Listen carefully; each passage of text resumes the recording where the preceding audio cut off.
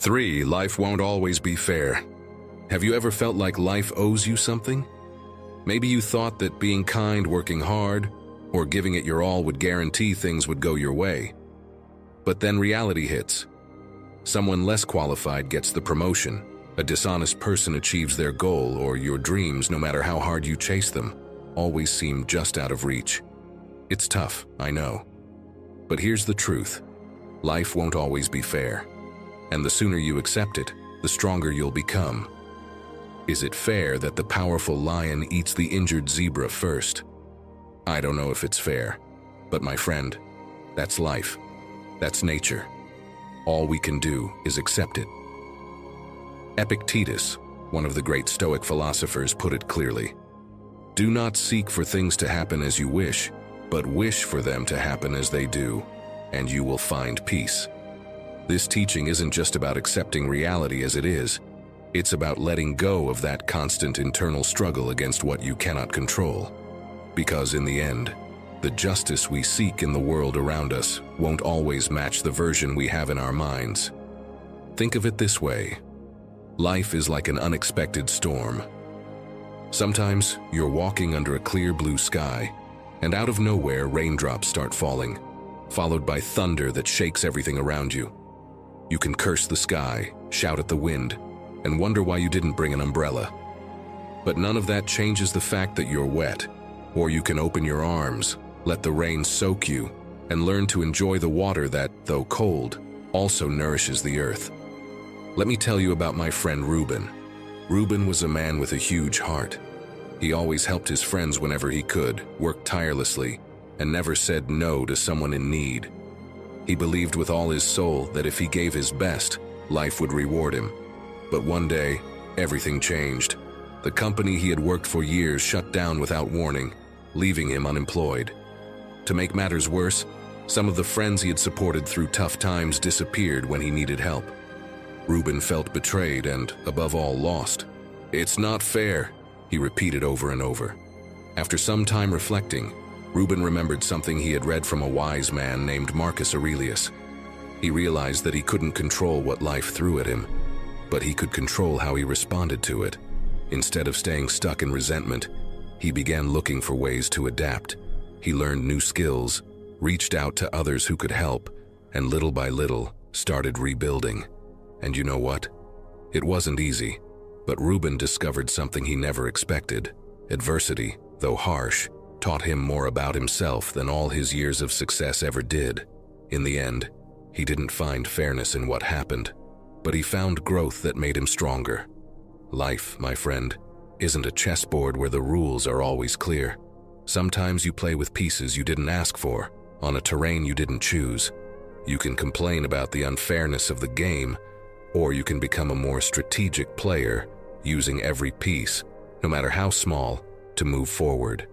If you feel like life has been unfair to you, ask yourself this: what can I do with what I have right now? It might not be what you hoped for, but it could also be the starting point for something you never imagined. Injustice isn't the end. It's a test that pushes you to grow, to find solutions, and to prove to yourself that you're stronger than you think. So next time, before you curse your luck, remember the words of Epictetus. Learn to see the storm as an opportunity to grow. Because while justice in the world may be imperfect, your ability to adapt and keep moving forward can be your greatest victory of all. 4. Time is your most valuable asset. It's time to face it. It's not money, it's not your car, it's not your house. Your most valuable asset is your time. Have you ever felt like the day just isn't long enough to get everything done? Between work, responsibilities, and distractions, it seems like time simply slips away. And here's the hard truth. Time isn't infinite. Every minute that passes is a minute you'll never get back, and how you use it today will define who you become tomorrow. Time, my friend, is your greatest treasure, and learning to protect it can change your life. Seneca understood this thousands of years ago and left us a powerful reflection. It's not that we have a short time to live, but that we waste much of it. Think about that. The problem isn't that the days are too short. It's how we waste our hours without even realizing it. Imagine your time as a bank account. Every morning you wake up with a fixed balance of 24 hours. You can't save what you don't spend, and at the end of the day, that balance is gone forever.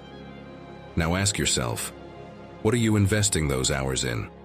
Are they going toward things that truly matter, or toward activities that don't bring you any closer to your goals and dreams?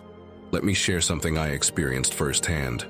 For a long time, I felt like I was constantly busy, but at the end of each day, I'd realize I hadn't made any progress on what truly mattered to me. My hours slipped away scrolling through my phone, watching videos I wouldn't even remember the next day, or procrastinating with any excuse I could find. I always thought, tomorrow I'll have more energy, tomorrow will be different. But tomorrow would come and nothing changed. One day, as I sat at my desk, I looked at a list of things I'd been putting off for months.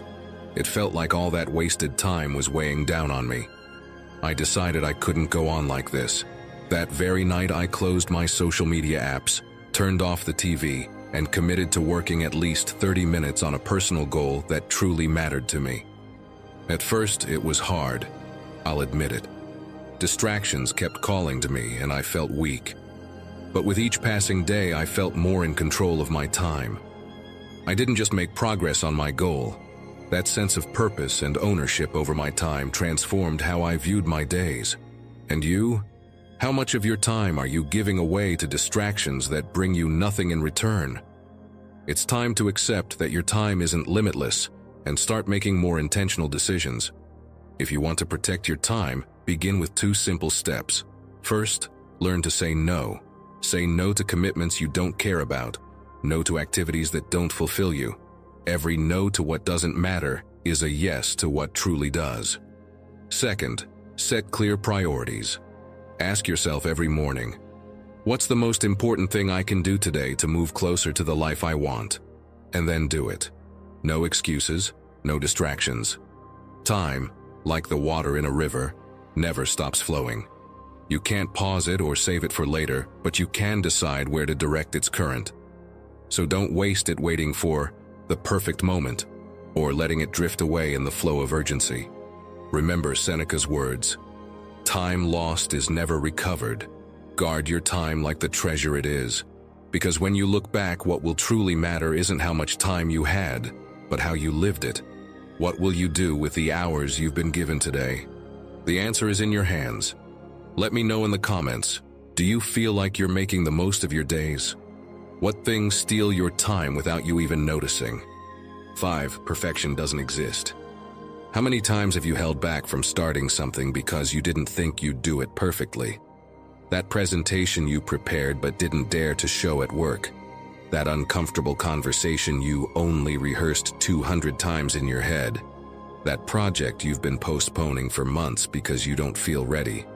It happens to all of us. We convince ourselves that perfection is the bare minimum. But here's the truth. Perfection doesn't exist, and chasing it is like trying to catch the wind. Seneca reminded us centuries ago, if you wait for perfect conditions, you will never act. And the truth is, we spend our lives waiting for that perfect moment, that magical alignment when everything goes exactly as planned. But life, as you know, is neither fair nor perfect. It doesn't work that way. The sooner you accept this, my friend, the sooner you'll allow yourself to act, even if it's not perfect. A study conducted by Harvard University revealed that perfectionism not only delays productivity, but is also linked to high levels of anxiety and depression. Do you know why? When we obsess over making everything flawless, we sabotage ourselves. We freeze. We become our own harshest critics, and what could have been an opportunity to grow becomes an excuse not to try. Let me give you a real-life example. J.K. Simmons, the Oscar-winning actor, has spoken openly about how perfectionism consumed him early in his career. For years, he turned down roles because he thought he wasn't prepared enough or wouldn't be good enough. That constant pursuit of perfection nearly led him to quit acting altogether. But everything changed when he accepted that he didn't need to be perfect. He just needed to be authentic. That decision not only allowed him to move forward, but also helped him create unforgettable performances that inspired millions. Do you see it now? Perfection is a trap. It doesn't just stop you from acting, it keeps you from becoming your best self. Now imagine you're a painter standing in front of a blank canvas.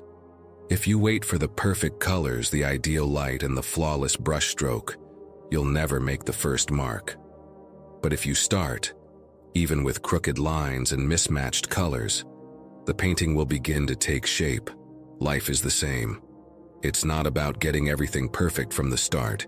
It's about beginning, learning, and improving along the way.